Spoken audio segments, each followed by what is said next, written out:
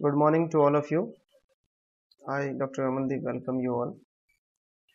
Today we will be discussing a new chapter. This is the third chapter of financial management subject. So, in this particular chapter today we will be discussing what is the meaning of capitalization and what are the different terms which are quite same with the term capitalization. What are the theories of capitalization and what is the meaning of overcapitalization? What are its causes? What will be the effect of overcapitalization on the firm, and ultimately what are the remedies from getting rid of overcapitalization problem. So the very first thing is capitalization. The capitalization is financial planning के अंदर मैंने आपको बताया था कि आप लोग क्या करते हो, you decide that how much capital is required for your business, and then you also decide कि from where you will be getting the money for your business and in what proportion that money will be. So capitalization भी वही चीज है कि ये decide करना कि firm को पैसा कितना चाहिए, how much money is required, how much capital is required, how much capital employed will be employed by the business. That is the meaning of capitalization. How much capital will be employed by the business? If you are deciding that, that is the meaning of capitalization. आपको अपने business को चलाने के लिए कितनी capital की जरूरत होगी वो डिसाइड करना कैपिटलाइजेशन होता है. ना तो ये मनी ज़्यादा होनी चाहिए ना ये कम होनी चाहिए. अगर आपने मनी ज़्यादा लगा ली है that is called over capitalization. अगर आपने मनी कम लगा ली है that is called under capitalization. तो I think it's very clear. Financial planning के अंदर हम सबसे पहले जो हमने अगर पढ़ा हो फाइनेंशियल प्लानिंग ढंग से, तो हम यही डिसाइड करते थे कि determining the amount of capital required, this is the first step in financial planning. फिर उसके बाद प्रोपोर्शन डिसाइड करना और कहाँ कहाँ से पैसे लेंगे ये भी डिसाइड किया जाता है. तो फाइनेंशियल प्लानिंग का एक इम्पोर्टेंट कॉन्स्टिट्यूएंट है कैपिटलाइजेशन. और कैपिटलाइजेशन में हम क्या डिसाइड करते हैं कि how much money will be, how much capital is required for the business, या फिर आप ये कह लो कि determining the quantum of long term funds for a firm, कि पैसा कितना चाहिए बिजनेस को चलाने के लिए, that is known as capitalization. अलग अलग ऑथर्स ने अलग अलग डेफिनेशन दी है, अपनी इंटरप्रिटेशन दी है. कुछ ऑथर्स ने इसको ब्रॉड इंटरप्रिटेशन दी है, कुछ ने इसको नैरो दी है. तो हम अभी ब्रॉड इंटरप्रिटेशन कर रहे हैं कि कुछ ऑथर्स ने इसको ब्रॉडली इंटरप्रेट किया है बड़े विस्तार से, और उन्होंने क्या कहा है कि फाइनेंशियल प्लानिंग को ही उन्होंने कैपिटलाइजेशन बोल दिया है. So capitalization is synonyms with financial planning, कि जो आप फाइनेंशियल प्लानिंग में करते हो वही आप कैपिटलाइजेशन में भी करते हो. तो इसका मतलब फाइनेंशियल प्लानिंग में हम क्या क्या करते थे वो सारी चीजें कैपिटलाइजेशन में भी आ जाएंगी.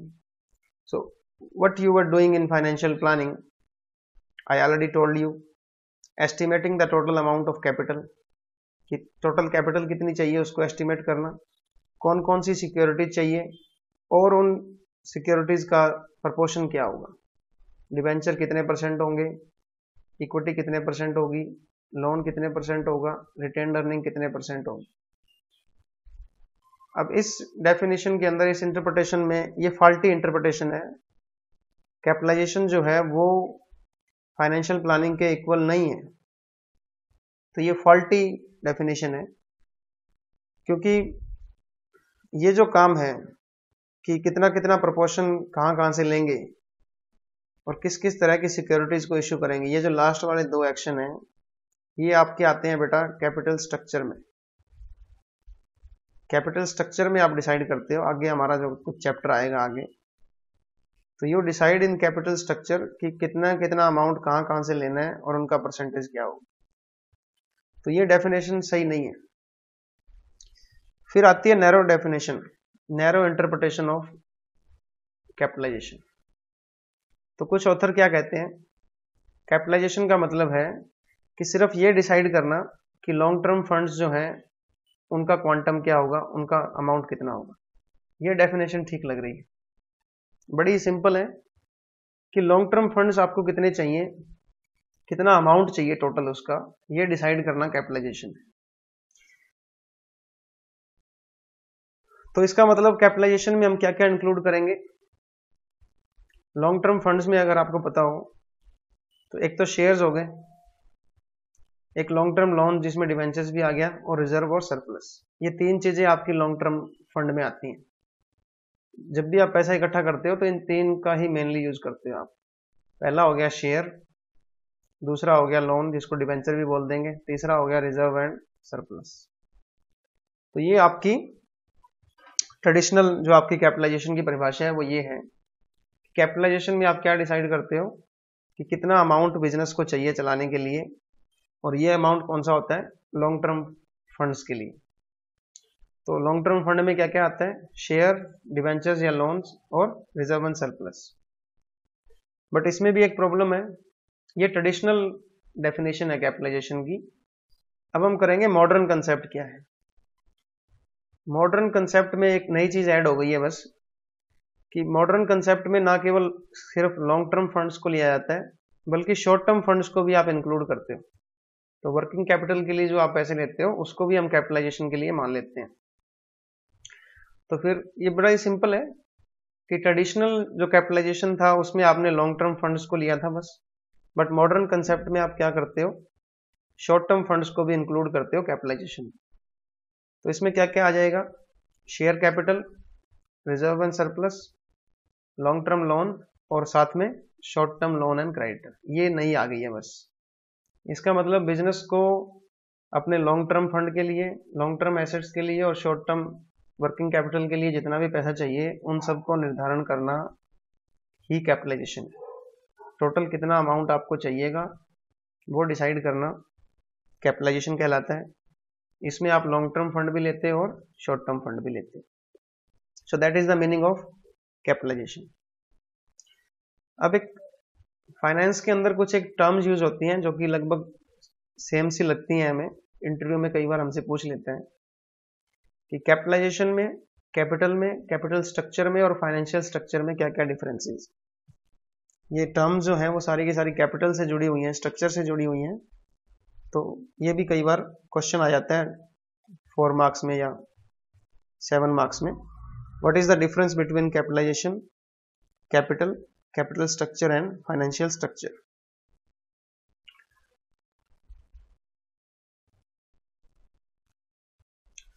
सबसे पहले कैपिटलाइजेशन जो अभी हमने डिस्कस किया है, capitalization refers to total amount of capital invested in the business.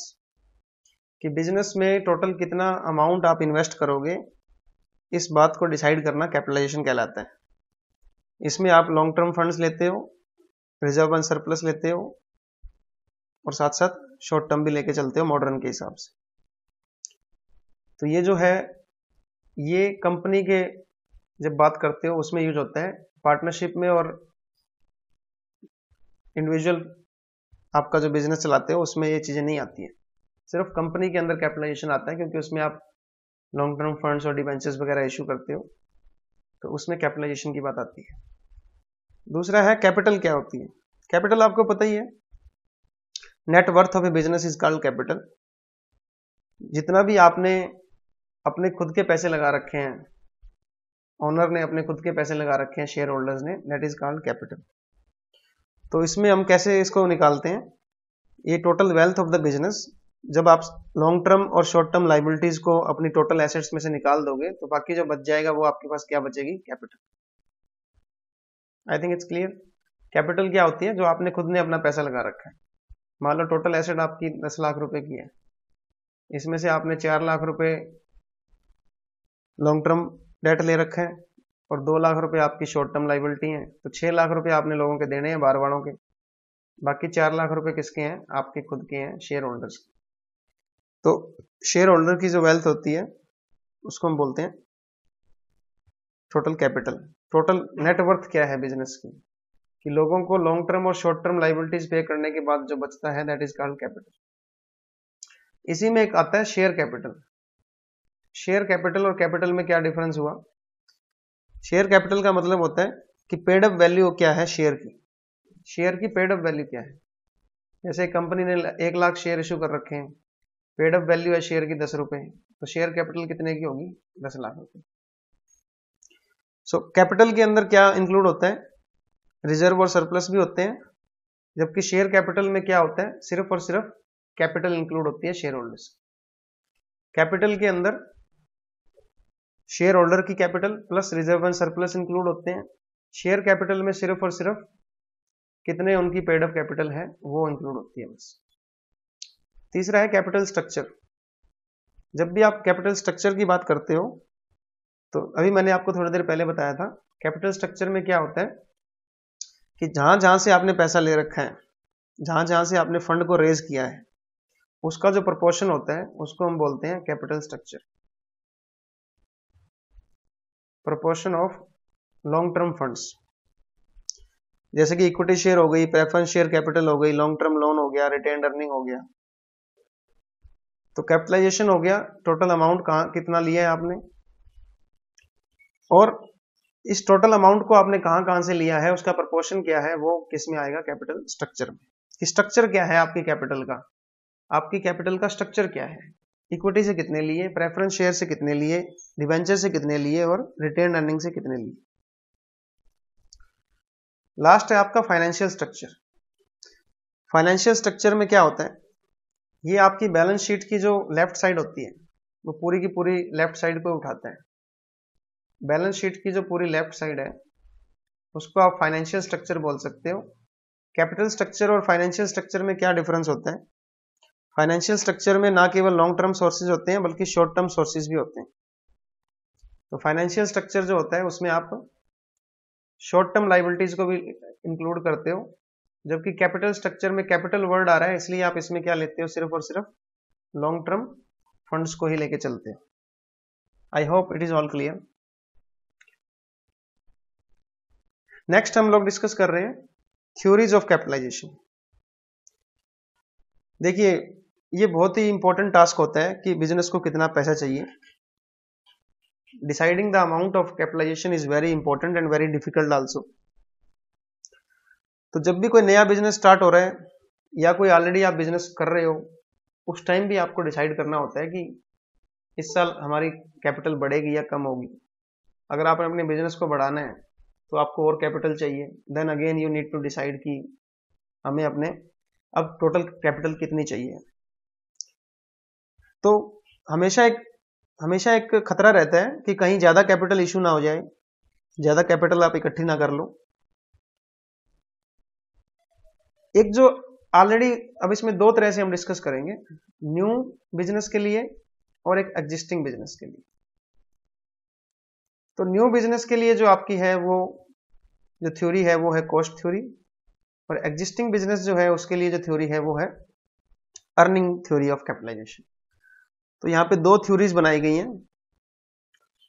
तो नए बिजनेस के लिए जो डिसाइड करना होता है कि कितनी कैपिटल चाहिए वो थोड़ा सा इजी होता है, क्योंकि उसमें आप नए वाले के लिए थोड़ा ज्यादा मुश्किल होता है, एग्जिस्टिंग वाले के लिए थोड़ा कम मुश्किल होता है, क्योंकि एग्जिस्टिंग तो ऑलरेडी चल रहा है, उसमें अगर आपको करना होता है तो कम या ज्यादा ही करनी होती है।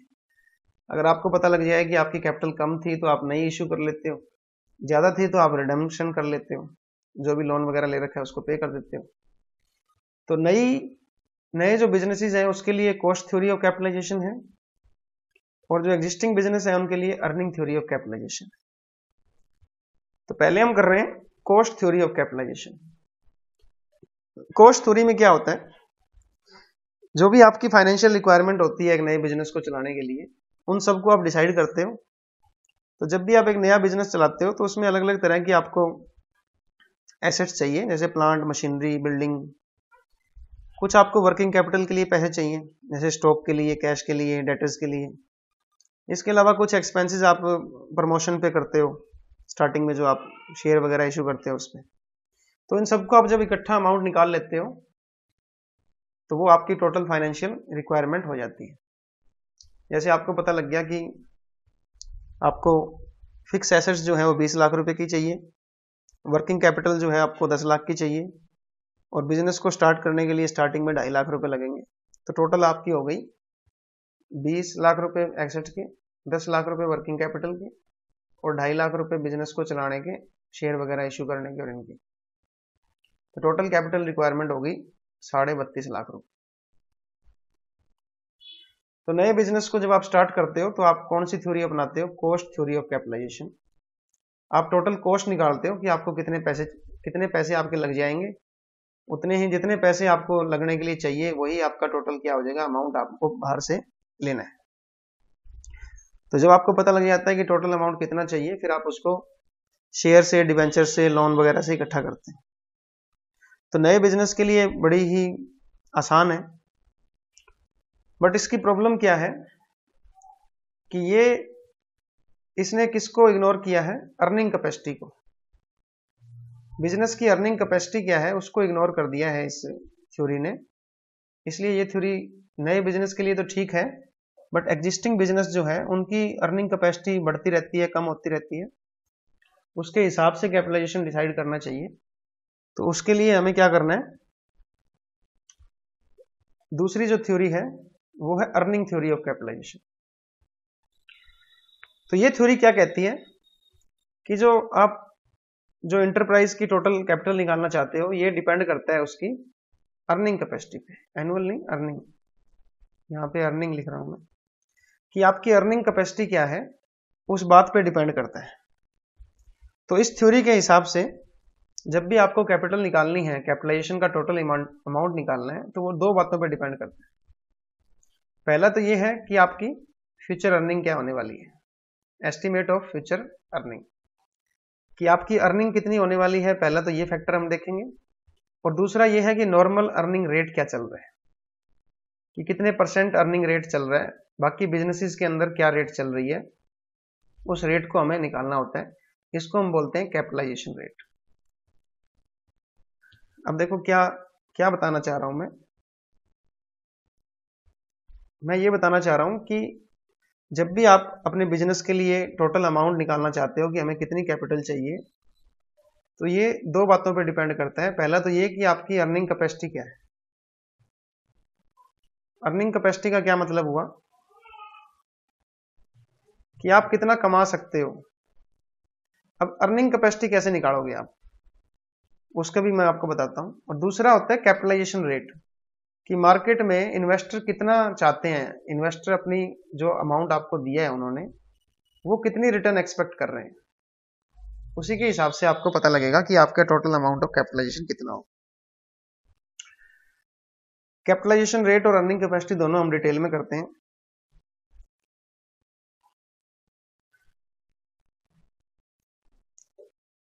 अब देखिए, फ्यूचर अर्निंग जो है, आप अर्निंग का कैसे एस्टिमेट लगाओगे कि आपके बिजनेस को कैसे अर्निंग का पता लगेगा। देखिए, अगर आपका बिजनेस ऑलरेडी एक स्टेब्लिश बिजनेस है, ऑलरेडी आपका बिजनेस चल रहा है, तो फ्यूचर अर्निंग आप निकाल सकते हो on the basis of past earning. Past earning के एवरेज को आप ले लो, उससे आपको थोड़ा आइडिया मिल जाएगा कि फ्यूचर में आपकी अर्निंग कितने होने वाली है। ये मैं बात कर रहा हूं जो ऑलरेडी स्टेब्लिश बिजनेस है, जो ऑलरेडी बिजनेस कर रहे हैं। अगर उनको अब डिसाइड करना है कि कैपिटल कितनी होगी, तो वो अपनी पास्ट अर्निंग के बेस पे निकाल सकते हैं अर्निंग अपनी। बट इस अर्निंग के अंदर अगर आपको कोई अबनॉर्मल गेन हुआ है, उसको माइनस कर देना चाहिए। अगर कोई अबनॉर्मल लॉस हुआ है तो उसको प्लस कर देना चाहिए। इस तरह से आपको थोड़ा ध्यान रखना चाहिए कि वेट आप बराबर दो। और नए बिजनेस के लिए फ्यूचर अर्निंग को निकालना थोड़ा मुश्किल होता है, क्योंकि अभी नया बिजनेस है, आपको पता नहीं है कि आपकी अर्निंग कितनी होने वाली है। तो इसमें हम क्या करते हो, अपनी कॉस्ट को निकालते हो, टोटल कॉस्ट कितनी है, और फिर आपकी अपनी इनकम को निकालते हो, जिसको हम बोलते हैं सेल फोरकास्ट। अपनी सेल को एस्टिमेट करते हो कि हमारे को कितनी सेल होने वाली है। इन दोनों को निकालने के बाद आप क्या करते हो, इसको कंपैरिजन करते हो इसका एक्चुअल कॉस्ट और इनकम के साथ, जो कि सेम इंडस्ट्री में लगे हुए हैं। जैसे मान लो नए बिजनेस ने अपनी कॉस्ट निकाल ली और अपनी अर्निंग निकाल ली। कॉस्ट तो बहुत ही सिंपल है निकालना। कॉस्ट कैसे निकालोगे, जितने भी खर्चे हैं उन सबको ऐड कर दो, लैंड पे इतना, बिल्डिंग पे इतना, फर्नीचर पे इतना, वो आपकी टोटल कॉस्ट निकल जाएगी। अर्निंग कैसे एस्टिमेट करोगे कि आपको फ्यूचर में सेल कितनी होने वाली है, उसका आप एस्टिमेट लगा लेते हो। अब इस कॉस्ट और अर्निंग को आप किसके साथ कंपेयर करोगे? जो अदर इंडस्ट्रीज के अंदर जो अदर बिजनेसेस चल रहे हैं, जो बाकी जो बिजनेसेस चल रहे हैं, उनकी कॉस्ट और उनकी अर्निंग क्या आ रही है, उनमें उनको कितना फायदा हो रहा है, कितनी उनकी कॉस्ट लग रही है, उसके साथ आप कंपैरिजन करते हो और उस ढंग से अपने आप को एडजस्ट कर लेते हो। तो इस हिसाब से आप अपनी अर्निंग निकाल सकते हो। अब बात आती है कि अर्निंग तो आपने निकाल ली, अब नॉर्मल अर्निंग रेट कैसे निकालोगे? नॉर्मल अर्निंग रेट का मतलब होता है कि इन्वेस्टर्स क्या एक्सपेक्ट कर रहे हैं जिनसे आप पैसे लोगे, जैसे आपके डिबेंचर होल्डर हैं, इक्विटी शेयर होल्डर हैं, ये आपको क्या रेट ऑफ रिटर्न आपसे चाहते हैं, उसको हम बोलते हैं नॉर्मल अर्निंग रेट। तो रेट जो है कैसे निकलती है ये रेट, कि जो अदर कंपनीज हैं सेम टाइप ऑफ बिजनेस के अंदर, उनके जो इन्वेस्टर हैं वो क्या रेट एक्सपेक्ट कर रहे हैं। तो आप कैसे निकालोगे अपना टोटल जो कैपिटलाइजेशन का अमाउंट है अर्निंग थ्योरी के अंदर? जैसे आपने पता कर लिया कि जी मेरी अर्निंग जो है, मेरी अर्निंग होगी सर 1,60,000 रुपए। ये हमने कहां से निकाली? अपनी अर्निंग जो हमने निकाली वो कॉस्ट को और प्लस अपनी इनकम को एस्टिमेट करके, दूसरों के साथ कंपेयर करके, अपना हिसाब किताब लगा के हमने ये अमाउंट निकाल लिया कि सर 1,60,000 रुपए हमें अर्निंग होगी। ठीक है जी, आपको 1,60,000 रुपए अर्निंग हो जाएगी, ये आप अपना बिजनेस स्टार्ट कर रहे हो। तो अब 1,60,000 रुपए आपने अर्निंग निकाली थी अपनी, और आपको यह भी पता लग गया कि सर ये जो बाकी जो इंडस्ट्री है, इनके अंदर जो इन्वेस्टर हैं, ये कितना रेट क्या चल रही है, अर्निंग रेट कितनी चल रही है? अर्निंग रेट चल रही है सर 8%। मतलब इन्वेस्टर जो है सर वो 8% आपसे एक्सपेक्ट कर रहे हैं। तो अब आपको यहां से अर्निंग से और कैपिटलाइजेशन रेट से क्या निकल सकता है? टोटल अमाउंट ऑफ कैपिटलाइजेशन, कि आपको कितना पैसा चाहिए टोटल। तो ये आप अर्निंग को डिवाइड कर दोगे रेट से। तो 1,60,000 डिवाइड बाय 8%, परसेंट को इससे गुणा करने के लिए 100 कर दो, तो ये आपका हो जाएगा 20 लाख रुपए। तो इससे हमें पता लग गया कि कैपिटलाइजेशन टोटल कितना हो जाएगा, 20 लाख रुपए हमें चाहिए, क्योंकि 20 लाख पे 8% रेट चल रही है। तो 20 लाख का 8% हो गया 1,60,000 रुपए। तो कम से कम 1,60,000 रुपए तो हम दे सकेंगे अपने इन्वेस्टर को। ज्यादा कम तो बाद की बात है, अगर आप ज्यादा कमाते हो, अगर आप 1,60,000 से, ये तो फ्यूचर की एस्टिमेट है ना बेटा, अगर सपोज करो आप 2.5 लाख रुपए कमाते हो, ये तो और भी अच्छी बात है, क्योंकि आपको देना तो सिर्फ 1,60 ही है, 20 लाख का 8% 1,60 ही हुआ। तो कम से कम 1,60,000 रुपए तो आप कमाओ, ताकि इन्वेस्टर नाराज ना हो जाए। तो that is the concept of earning theory of capitalization. इसमें आप कैसे डिसाइड करते हो टोटल अमाउंट ऑफ कैपिटलाइजेशन, कि कितनी अर्निंग होने वाली है और मार्केट में कितना रेट चल रहा है, कि इन्वेस्टर आपके नाराज ना हो जाए, कितनी रेट ऑफ रिटर्न वो मांग रहे हैं, तो उसको उससे डिवाइड करके हमारे पास टोटल कैपिटलाइजेशन आ जाएगा। तो नए जो बिजनेस है बेटा, उनके लिए कौन सी थ्योरी अच्छी है? ये वाली कॉस्ट थ्योरी ऑफ कैपिटलाइजेशन। नए बिजनेस के लिए कॉस्ट थ्योरी ऑफ कैपिटलाइजेशन, क्योंकि इसमें क्या करना होता है, सिर्फ और सिर्फ जितनी भी आपकी कॉस्ट है उसका टोटल कर लो, वही आपका टोटल कैपिटलाइजेशन अमाउंट है, उतने ही पैसे आपको चाहिए। बट ये एग्जिस्टिंग बिजनेस के लिए सही नहीं है। तो इसके लिए कौन सी थ्योरी है? Earning theory of capitalization. क्योंकि इसमें हम क्या करते हैं, पहले अर्निंग निकालते हैं, पास्ट की अर्निंग को एवरेज लेके, और फिर इसको डिवाइड कर देते हैं रेट क्या चल रहा है मार्केट के अंदर, तो उससे भी हमारा क्या आ जाता है, कैपिटलाइजेशन का अमाउंट आ जाता है। तो नए बिजनेस के लिए कॉस्ट थ्योरी ऑफ कैपिटलाइजेशन, और एग्जिस्टिंग बिजनेस के लिए अर्निंग थ्योरी ऑफ कैपिटलाइजेशन। अब हम बात करते हैं, कैपिटलाइजेशन तो हमने पढ़ लिया, दो तरह का, 3 कैपिटलाइजेशन होते हैं बेटा, फेयर कैपिटलाइजेशन, ओवर कैपिटलाइजेशन और अंडर कैपिटलाइजेशन। जब आपने बिल्कुल सही अमाउंट अपना निकाला है, टोटल अमाउंट अगर आपका बिल्कुल सही आ गया है, जितना आपको चाहिए था उतना ही आया, उसको बोलते हैं फेयर कैपिटलाइजेशन। उसके बाद अगर आपने पैसे ज्यादा इकट्ठे कर लिए, रिटर्न आपकी कम आ रही है औरों के मुकाबले, उसको बोलते हैं ओवर कैपिटलाइजेशन। और अगर आपने पैसे कम इकट्ठे किए हैं, रिटर्न ज्यादा आ रही है, उसको बोलते हैं अंडर कैपिटलाइजेशन। तो अंडर कैपिटलाइजेशन का मतलब ये नहीं है कि कम पैसे हैं बिजनेस के पास। अंडर कैपिटलाइजेशन का मतलब है कि जितना और लोगों को पैसा चाहिए उसके मुकाबले आपके पास कम पैसे हैं, बट आप रिटर्न उतनी ही कमा रहे हो। ओवर कैपिटलाइजेशन का मतलब ये नहीं है कि आपने औरों के मुकाबले पैसे ज्यादा इकट्ठे कर लिए। नहीं नहीं नहीं, इसका मतलब ये है कि आपके पास जो रिटर्न आ रही है वो कम आ रही है जितने पैसे लोगों ने और लगा रखे हैं। मतलब बाकी जो बिजनेसेस हैं उन्होंने कम पैसे लगा के आपके बराबर रिटर्न कमा रहे हैं, और आप ज्यादा पैसे लगा के कम रिटर्न कमा रहे हो। तो that is the meaning of over capitalization. तो ओवर कैपिटलाइजेशन का जो मीनिंग है वो मिसअंडरस्टूड लिया जाता है, कई बार इसको गलत समझा जाता है। इसका मतलब ये समझते हैं कि एक्सेस ऑफ कैपिटल है, आपको भी यही लग रहा होगा पढ़ के, ओवर कैपिटलाइजेशन मतलब ज्यादा कैपिटल। इसका मतलब ज्यादा कैपिटल नहीं है। कई बार तो ऐसा भी होता है कि ओवर कैपिटलाइजेशन, जो कंपनीज ओवर कैपिटलाइज्ड हैं, जिन्होंने पैसे ज्यादा ले रखे हैं मार्केट से, उनके पास शॉर्टेज होती है फंड्स की, क्योंकि उनके सारे के सारे पैसे जो है, प्रॉफिट जो है, वो तो ऑलरेडी पेमेंट करने में जा रहे हैं। वो मैं बताऊंगा आगे कैसे। तो ओवर कैपिटलाइजेशन का मतलब क्या है? Over capitalization refers to that state of affairs, एक ऐसी अवस्था है जहां पे एक कंपनी कम कमाती है, अर्निंग लेस, किसके मुकाबले?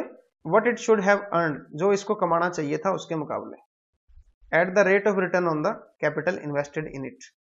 जितनी कैपिटल इन्होंने इन्वेस्ट कर रखी है उस पे जितनी रिटर्न इनको कमानी चाहिए थी उससे वो कम रिटर्न कमा रहे हैं, तब उसको क्या बोलते हैं? Over capitalisation. एग्जाम्पल मैं आपको बता रहा हूं, ध्यान से समझना इसको, एग्जाम्पल से आपको समझ में आ जाएगा। एग्जाम्पल देखो कि आपकी कंपनी है ए कंपनी ने मार्केट से पैसे उठा लिए 20 लाख रुपए। 20 लाख रुपए आपका कैपिटलाइजेशन हो गया। टोटल अमाउंट आपने कितना ले लिया मार्केट से? 20 लाख रुपए। आपको प्रॉफिट कितना हुआ है? 2 लाख रुपए। तो आपकी रिटर्न कितनी आ गई? 2 लाख प्रॉफिट हुआ, 20 लाख रुपए लोगों से उठाए, तो 10% रिटर्न आ गई ना बेटा। तो रेट ऑफ रिटर्न कितनी आई? 10%। 2 लाख रुपए प्रॉफिट हुआ, बाहर से आपने पैसे उठा रखे हैं 20 लाख रुपए, तो रिटर्न आ गई 10%। अब इसको हम ओवर कैपिटलाइज कहेंगे या अंडर कैपिटलाइज कहेंगे? आपको कंपेयर करना पड़ेगा औरों के साथ। बाकी जो कंपनियां हैं, मान लो बाकी जो कंपनी, आप हो शुगर इंडस्ट्री में हो आप, तो बाकी जो कंपनियां जो शुगर बना रही हैं उनकी जो रिटर्न आ रही है बिजनेस के ऊपर वो आ रही है 13%। इसका मतलब आपको 13% रिटर्न कमानी चाहिए थी, आप कितनी कमा रहे हो? 10%। मतलब कि 2 लाख के 20 लाख के ऊपर 13% रिटर्न अगर आती तो आपको पैसा कमाना चाहिए था 2,60,000 रुपए। आप कितना कमा रहे हो? 2 लाख रुपए। इसका मतलब आपने ज्यादा पैसे उठा रखे हैं मार्केट से। दूसरे शब्दों में यूं कह लो कि आपकी जो रिटर्न आ रही है वो औरों के मुकाबले कम आ रही है। इसका यह मतलब समझा जाता है कि आपने पैसों का ज्यादा यूटिलाइजेशन ढंग से नहीं किया, अंडर यूटिलाइज किया आपने, तो इसलिए आपकी जो कैपिटल है वो फालतू में आपने ले रखी है। That is the meaning of over capitalization. किसी को डाउट है तो पूछो, अदरवाइज आगे चलें।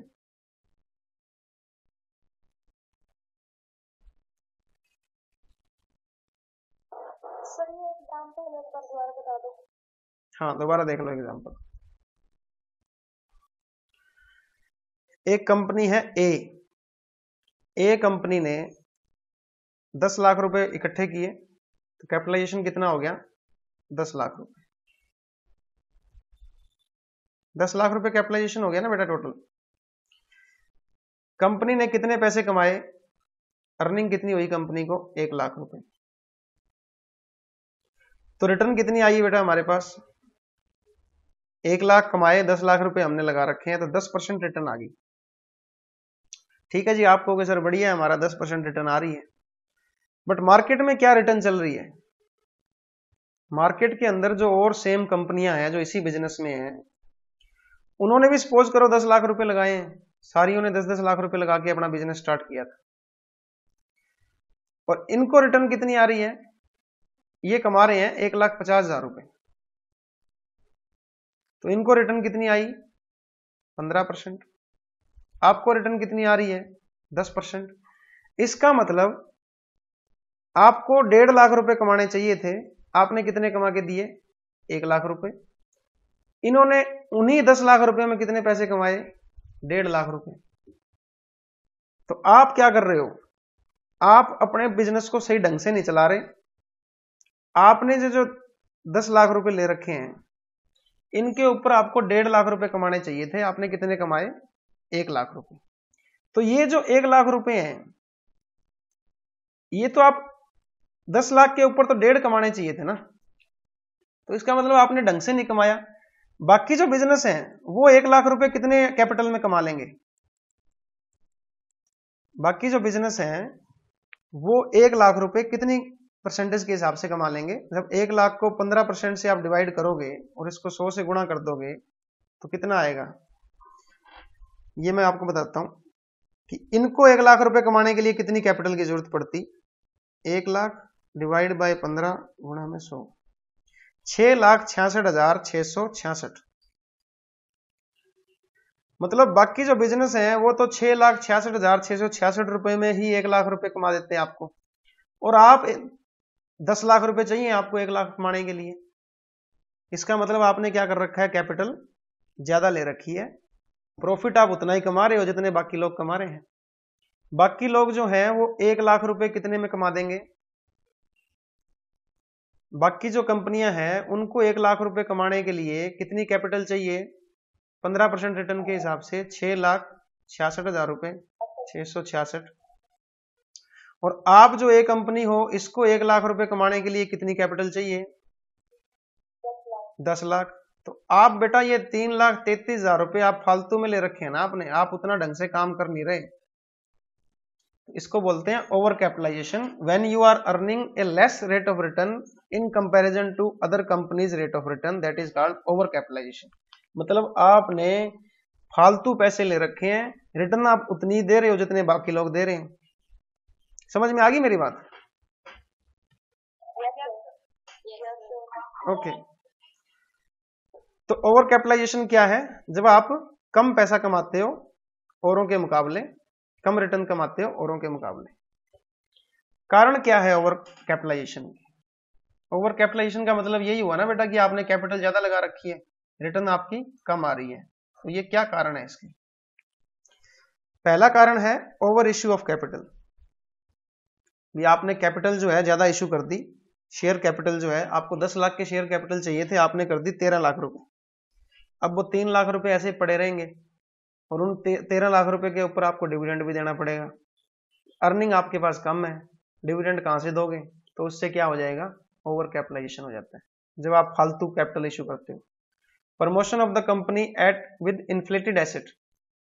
जब आप क्या करते हो, आपने जो एसेट खरीदी है उनको एक्स्ट्रा प्राइस पे खरीदते हो, ऊंचे प्राइस के ऊपर खरीदते हो, तो उनका जो प्राइसेस है, आपने महंगी ली है एसेट्स, तो एसेट जब महंगी ली तो वो बैलेंस शीट में शो करेगी, रिटर्न कम आएगी, अर्निंग कम हो रही है, तो उससे भी ओवर कैपिटलाइजेशन हो जाएगा। Promotion of the company during boom period.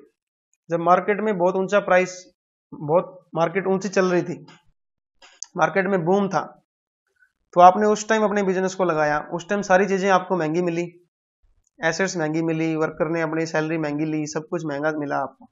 और जैसे वो बूम पीरियड चला गया, आप डिप्रेशन में आ गए, सारी इकोनॉमी डिप्रेशन में आ गई, तो उससे क्या हुआ? अब आपको ओवर कैपिटलाइजेशन लगेगा, अर्निंग कम होगी, एसेट्स आपने महंगी ली हुई है। High promotional expenses. स्टार्टिंग में जब आपने बिजनेस स्टार्ट किया तो उसमें आपने ज्यादा एक्सपेंसेस किए प्रमोशन करने में, इश्यू के ऊपर, अंडरराइटिंग के ऊपर, जो प्रमोटर थे उन्होंने बहुत ज़्यादा रेमुनरेशन लिया, तो उससे बहुत सारे खर्चे जो हैं उन्हीं में चले गए, उन्हीं को राइट ऑफ करने में आपके सारे प्रॉफिट उड़ गया आपका। तो अर्निंग कम आई तो ओवर कैपिटलाइजेशन हो गया। Over estimation of earning at the time of promotion, जब आपने अपनी बिजनेस को स्टार्ट किया था तो आपने एस्टिमेट लगा लिया अर्निंग का ज़्यादा, कि हमारी अर्निंग जो होगी वो 2 लाख रुपए होगी, बट एक्चुअल में जब बाद में पता लगा कि अर्निंग तो आपकी सिर्फ 1.5 लाख रुपए हुई है, तो कहाँ तो आपने 2 लाख के हिसाब से चले थे आप, और कहाँ आप 1.5 लाख रह गए, तो उससे भी आपकी अर्निंग क्या होगी, कम होगी, उससे भी ओवर कैपिटलाइजेशन हो गया। Under estimate the rate of return at the time of promotion, जब आपने बिजनेस स्टार्ट किया था तो उस टाइम आपने रेट ऑफ रिटर्न को अंडर एस्टिमेट कर दिया, मतलब कि आपने ये कहा था कि सर 5% रेट ऑफ रिटर्न चल रहा है मार्केट में, तो उसके हिसाब से आपने रेट ऑफ रिटर्न लगाई, बट एक्चुअल में जब आपने देखा बाद में तो रेट ऑफ रिटर्न 10% हो गया। तो अब रेट ऑफ रिटर्न ज़्यादा हो गई है, आपने 5 के हिसाब से पैसे इकट्ठे किए थे, अब 10 के हिसाब से देने पड़ेंगे, तो आपका क्या हो गया, over capitalisation.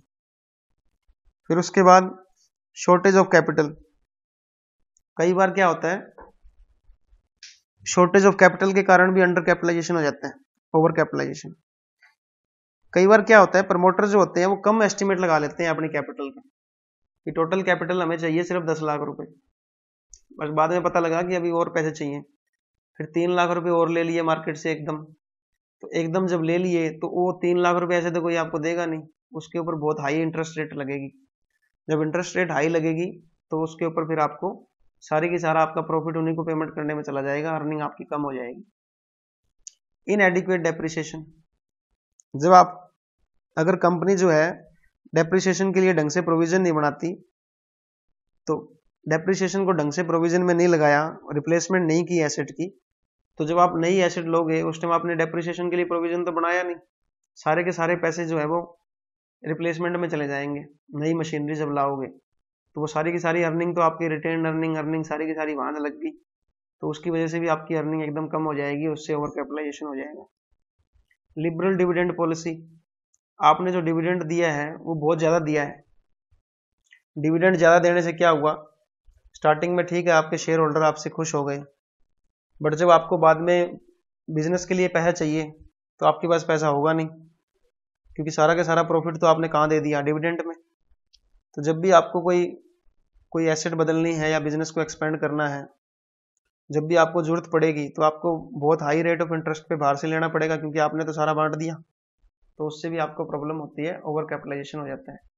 High rate of tax, अगर आप हाई रेट ऑफ टैक्स में हो, मान लो 30% टैक्स दे रहे हो आप, तो सारे का सारा प्रॉफिट जो आपको बचा है उसके ऊपर तो टैक्स ही इतना ज़्यादा लग रहा है कि अर्निंग आपकी कम हो रही है।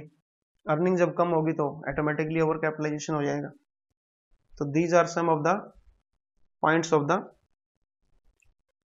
Causes of the over capitalisation.